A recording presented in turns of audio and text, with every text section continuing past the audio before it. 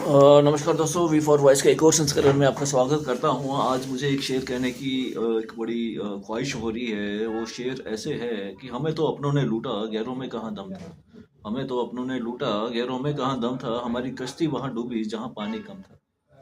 है तो ये एक शायद किसी शायर ने कहीं कहा होगा। फिल्मों में भी हमने अक्सर ये शेर सुना हुआ है। बात ऐसे है कि ये मुझे कहने की क्यों नौबत आई। आज से 1947 से पहले जब हम गुलाम थे तो अंग्रेज़ों ने हमारे कई ढांचों को तोड़ा होगा, कई चीज़ों को तोड़ा मरोड़ा होगा, कई भारतीयों को मारा भी होगा, कईयों के साथ कत्ल गारत भी हुई होगी, सब कुछ हुआ होगा। तब तक हम गुलाम थे। हम सिर्फ रोष ही प्रकट कर सकते थे और विरोध कर सकते थे और विरोध को दबाया जाता था। लेकिन आज 1947 के बाद जब हमें आज़ादी के हम 75वें साल में जी रहे हैं, अमृतत्व उत्सव मना रहे हैं, उसके बावजूद भी आज भी समाज में ऐसी परिस्थितियां हैं कि हमें यही नहीं पता चलता है कि हम आज़ाद कब हुए हैं, आज़ाद हुए हैं भी हैं कि नहीं हुए हैं। आज़ादी का जब हम बात करते हैं तो अभिव्यक्ति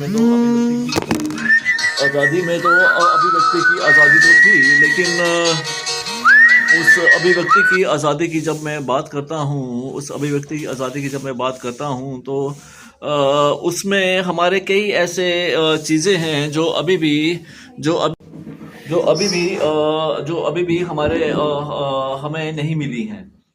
अब बात आती है कि जब हम सरकार से प्रश्न पूछते हैं किसी भी चीज़ को लेकर, तो हमें हमें गद्दारी का वो एक तगमा दे दिया जाता है, हमें देश विरोधी बोल दिया जाता है, हमें हमें कई चीज़ों का सामना करना पड़ता है।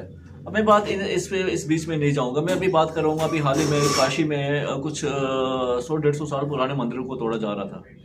उसमें पहले तो हम कहते थे कि विदेशी आक्रांतों ने आके यहाँ की सभ्यता को या यहाँ की पूजा स्थलों को तोड़ा। अब हम किसको कहेंगे? अभी तो हमारी सरकारें ही कर रही हैं, चाहे वो किसी के भी पूजा स्थल रहे हों। तो अभी हम मतलब कि जब कहते हैं ना कि जब रक्षक ही भक्षक बन जाए तो फिर किससे शिकायत करें। आज जो समाज में इतनी अशांति फैली हुई है, उसके लिए किसको किसको बोलें। आज जो हम अपनी मूलभूत सुविधाओं के लिए जगह जगह भटक रहे हैं, उसके लिए किसको बोलें। स्वास्थ्य सुविधाएं कहाँ से लें, शिक्षा शिक्षा की सुविधा कहाँ से लें, या बाकी अपनी मूलभूत सुविधाओं के लिए किसके आगे आवाज़ उठाएं। और जो जिसके आगे आवाज़ उठाएं, क्या उसके आगे सुनवाई होगी?